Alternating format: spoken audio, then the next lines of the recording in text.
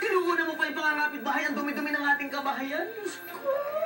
Dapat ikaw ang naglilinis dahil ikaw ang babae. Hindi yung ikaw ang mismong nagkakayat rito. Sorry na nga, lilinisin ko na lang. Huwag ka na magalit. Sasauli na lang kita sa nanay mo kung ganyan ka. Bakit mo namang magsalita? Parang dumumi lang ng ganyan. Sasauli mo na ako? Sige na, sige na. Oo na, sorry na rin. Teka, si Boyet! Boyet?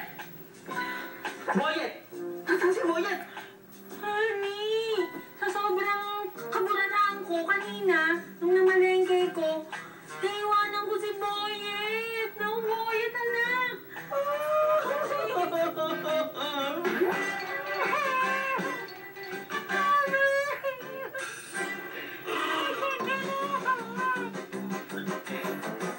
Nako, paring dudes, gaano ba ka-importante para sa mga mister na, syempre, malinis at marunong